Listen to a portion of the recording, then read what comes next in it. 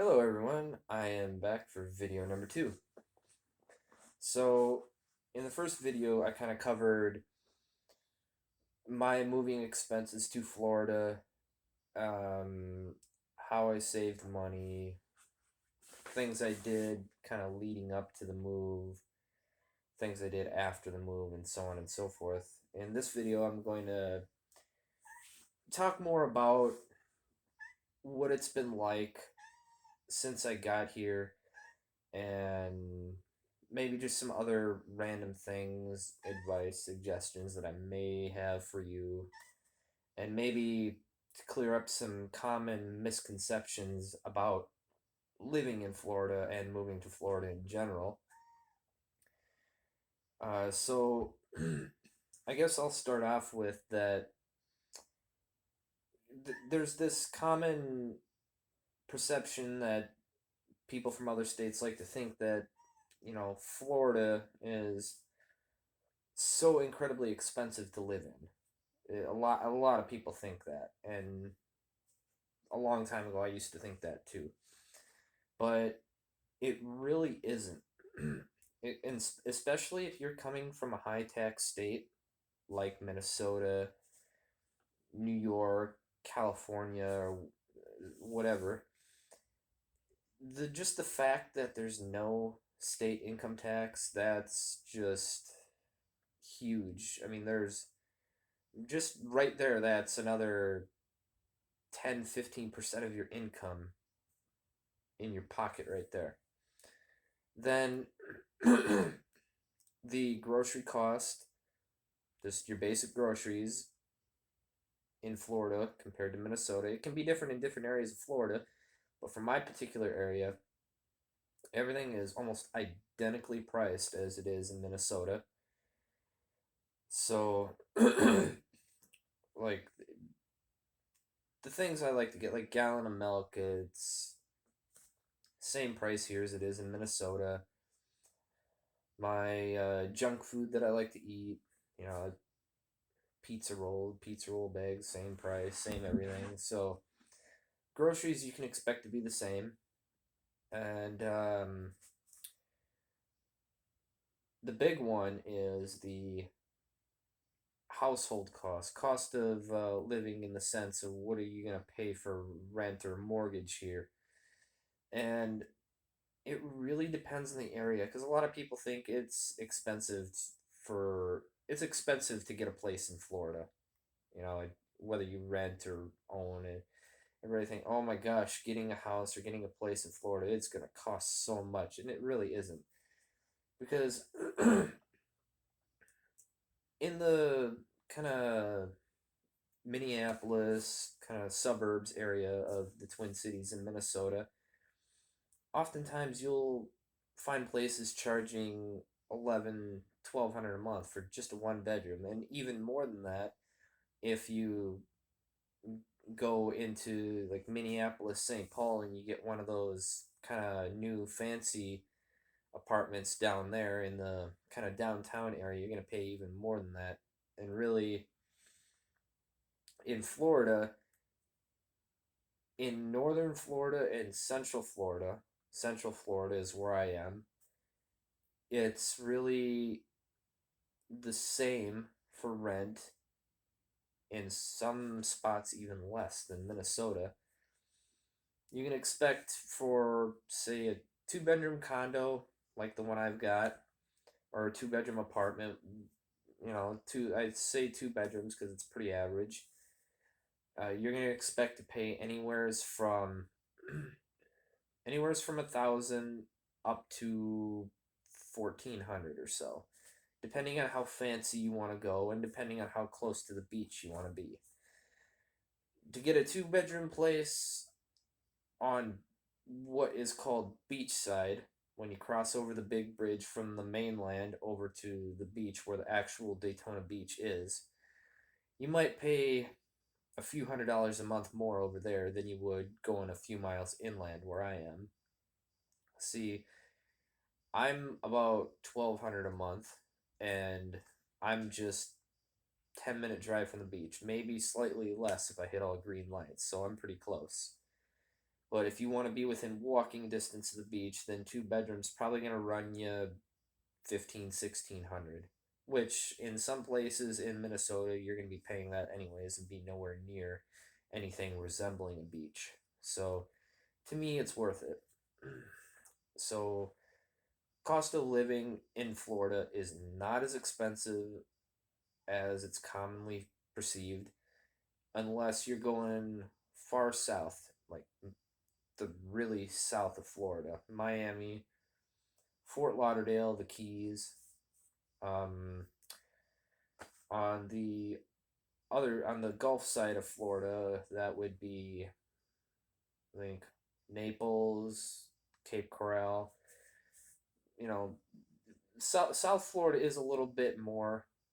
Sometimes in Miami, you can pay 2 grand for a two-bedroom apartment. It gets expensive down there, but then a lot of places they pay more down there, so it kind of is offset. It really depends on what you do for work as well, and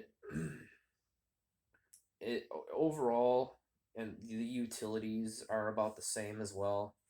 My electric bill down here is actually cheaper than it was in Minnesota, even though during the summer when it's warm, you're running the AC all the time. It's still cheaper. Um, I can't say for sure on other utilities yet because I don't actually pay those. They're included in my lease. So, but as far as electric goes, it's the same. As far as rent goes, it's pretty close to the same. It can be cheaper or more expensive depending on what area of Florida you're going to.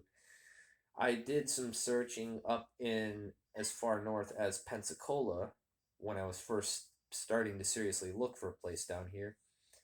And I did see some two-bedroom apartments for as cheap as 850 to 900 a month up there. So, I mean, the further north you go, the cheaper it's going to be. And the further inland you go, the cheaper it's going to be also. It tends to get a little more spendy the closer to the ocean you get, but that should go without saying. It's pretty easy to guess that's going to be the case. Um, gas prices here. I mean, the gas prices are up the wazoo right now. Making everybody's budget go in the toilet. But right now, we're about exactly the same as what it is in Minnesota. We're about $3.99, so call it $4 a gallon for regular.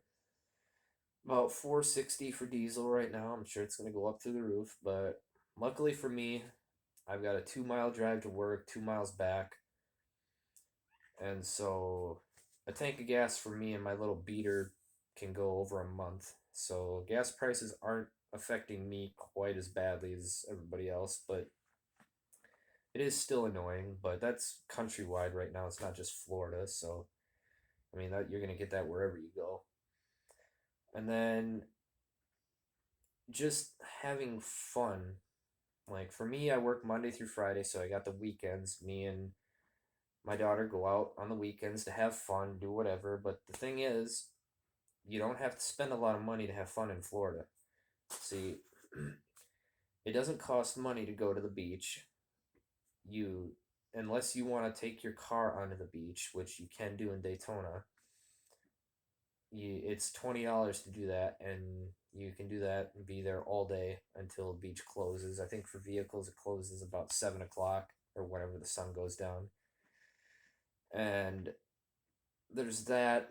There's parks everywhere for the kids to play at. There's some pretty huge and fantastic parks down here. We got a lot of kind of like those splash pad kind of places too. We got some public swimming pools. There's a lot of stuff that costs little to no money. We got for stuff that does cost money. We got trampoline, Sky Zone place right down the street from us. We got all kinds of malls. We got right at the beach there. We got some kind of carnival theme park type rides. We got Ferris wheel over there. I think a couple of small rides, roller coasters or whatever that are over there. And then yeah, there's a lot of fun stuff. You don't have to break the bank to do it. And then for me in Daytona, we're just a little over an hour away from Disney World. That is expensive, but that's not something that you're trying to do all the time. So, that's not really a big deal. And I don't know, Daytona is really a good spot, and I highly recommend it because we are so happy here. As far as comparing this to South Florida, the reason you would move to South Florida is to be in as warm of a climate as possible. But the thing is even throughout the winter months, it's only about a 10-degree difference between Daytona and all the way south, like Miami or the Keys. Like one day they'll be at 75 in the middle of December, January, and we'll be 65. So it's not that big a deal. You're still going to be warm even if you're in the north of Florida. And it hasn't snowed, it hasn't accumulated any snow in Daytona since 1989. So the chances that you're going to see snow here in your lifetime is unlikely. And if you do, it's going to melt long before it ever hits the ground. So the last time it snowed at all was in 2010, and it didn't even hit the ground. So it was just kind of waving around. But yeah, the climate, it's amazing, and living in Florida, like on an everyday basis, what life is like here, it's actually better than you think. It really is. It I've been here for 6 months, and every single weekend when I'm off work, every single weekend, it still is like a vacation to me. And I'm sure eventually it'll wear off, but even so, there is so much to do here. There's so many opportunities to have fun. It's really a great place to be. And I've told a lot of people that if you live in Florida and you're not enjoying life, then you're doing life wrong. That's how nice it is to be here. And it's pretty awesome. And as far as recommendations, I kind of touched base in the first video about me recommending that you rent first to make sure that you like the area, because you're not going to get a really big kind of taste of how the area is just by coming down for a week and checking places out. You're really not. So it really depends on what you're looking to do down here once you're here. And so I think Central Florida is really a happy medium between the slightly colder weather up north and not having to pay the high rent or mortgage or whatever of being in South Florida. It's really a good place to be, and people here are friendly, and it's pretty damn awesome, for lack of a better term. And I'm probably gonna make a third video here. For some reason, my phone's not wanting to take very long videos. Looking at about, I don't know, 15 minutes for this one, but oh well. Yeah, I will see you in the next video. I'm gonna try to make another. Peace.